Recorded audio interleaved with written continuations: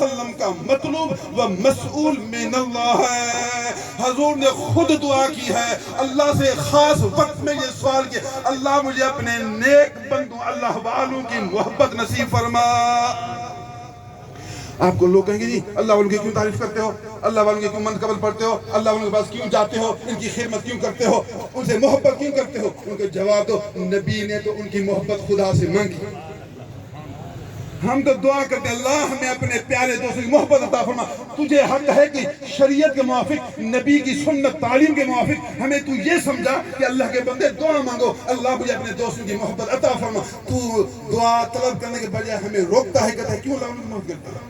یہ کتنا الٹ ہے، الٹ ہے۔ خبردار، گمراہ لوگ بھی آئیں گے، کم علم لوگ آئیں گے، کم ظرف آئیں گے، دنیا کے لالچی آئیں گے، یہود نصارہ کے چاپلوس آئیں گے، ان کی سازش والے لوگ آئیں گے، ان کی جماعت میں دھوکے میں پڑھ کر لوگوں کو ضلالت کی راہ دکھانے والے بھی آئیں گے۔ قیامت تک اہل حق آئیں گے، اہل علم آئیں گے، اہل دل آئیں گے، نبی کی محبت شریعت کے جاننے والے آئیں گے، اللہ کے ذکر یاد میں رنگ رہنے والے آئیں گے، حق کا بول بلند کرنے والے آئیں گے، کسی سے نہیں ڈریں گے، بے خوف ہوں گے، بے لالچ ہوں گے، بے ریا ہوں گے، بے طمع ہوں گے، باشرع ہوں گے، با خدا ہوں گے۔ ایسے جوان قیامت تک آئیں گے، متحدین کو زندہ کرتے رہیں گے، یہ محیی سنت ہوں گے، ممیت البدعت ہوں گے، اسلام کو چمکا کر دکھائیں گے۔ حب من یحبک خود مسئول من اللہ من جانب رسول اللہ صلی اللہ علیہ وسلم۔ اللہ اکبر۔ نمبر 3، وحب عمل یقربنی الی حبک۔ یا اللہ مجھے اس عمل کی محبت عطا فرما جو عمل مجھے تیری محبت کے قریب کر دے۔ کمال محبت ہی محبت، اس عمل کی محبت مانگتا ہوں، محبت ایک ہے عمل کرنا وہ اور ہے، اس عمل کی محبت مانگتا ہوں، محبت جو عمل مجھے تیری محبت کے قریب کرے۔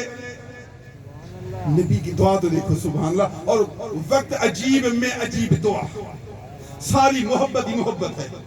یا اللہ مجھے اس عمل کی محبت عطا فرما، محبت عطا، صرف عمل نہ کروں، محبت عطا فرما، جس عمل کی محبت مجھے تیری محبت کے، تیرے قریب نہیں کر، تیری محبت کے قریب کر دے۔ معلوم ہوا کہ دنیا میں کچھ ایسے عمل ہیں جو اللہ کی محبت کے قریب کرتے ہیں۔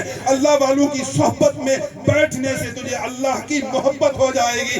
اللہ والوں کی صحبت میں بیٹھا کرے، جاہل پیر کے پاس نہ جانا، جاہل کے پاس، جو قرآن و سنت نہیں جانتا اس کے پاس نہ جانا۔ وہ جب خود باشرع نہیں ہے، با واقف نہیں ہے، با علم نہیں ہے، جب خود نیند میں ہے دوسروں کو کیسے جگائے گا؟ خود بے خبر ہے دوسروں کو کیسے باخبر کرے گا؟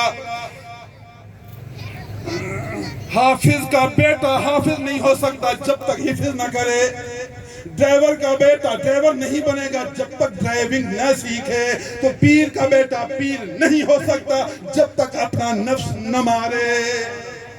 ایسا نہیں کہ پیر کا بیٹا ہے تیرا بھی پیر ہے، استغفراللہ، کیوں بے خبر ہوا، کیوں جاہل ہوا؟